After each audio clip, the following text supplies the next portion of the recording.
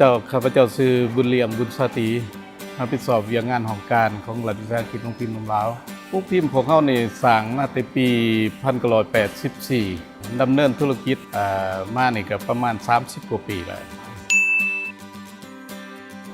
เดี๋ยวนี้สถานที่ตั้งพวกพิมพ์อยู่บ้านโพธิ์สวัสดิ์เหนือเมืองชีโคตะบองนครหลวงเวียงจันทน์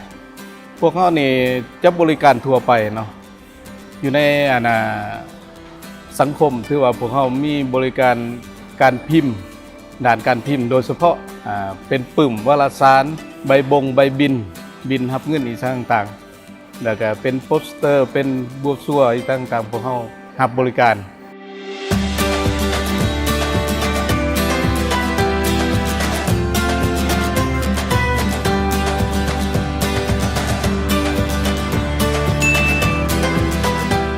ส่วนหลาย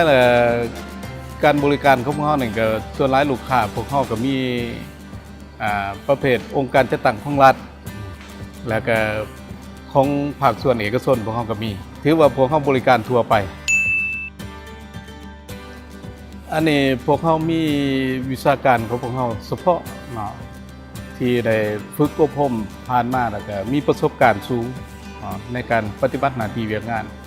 เช่นว่าการพิมพ์ต้องรับประกันเรื่องสีสันเรื่องคุณภาพพวกเขากับจิตใจของพวกเขาเป็นหลักกับเป็นการบริ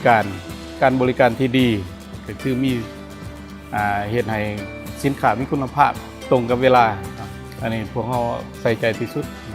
บ่ว่าแต่รัฐบ่ว่าเอกชนกับเช่นเดียวกันนะเรื่องการบริการลูกค้าพวกเขาไปกู้เงินจากเอกพัฒนาเนี่ยแม่นพวกเขาเอามาเป็นทุนหมุนเวียนในการสื่อวัตถุเข้าการผลิตของพวกเขาก็ดีใจแล้วก็ขอบอกขอบใจนักที่ได้ช่วยเหลือพวกเขาในนาม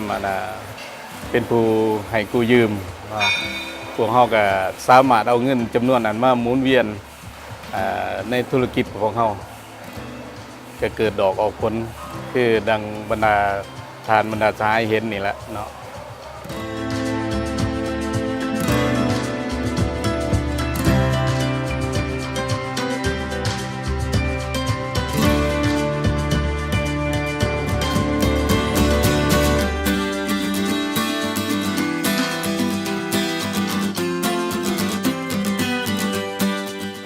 เดี๋ยวนี้ทั้งรัฐวิสาหกิจโรงพิมพ์หนุ่มลาวของเขาเนาะยินดีตอบสนองกับลูกค้าที่จะมาให้บริการของเขาโดยความเต็มใจ021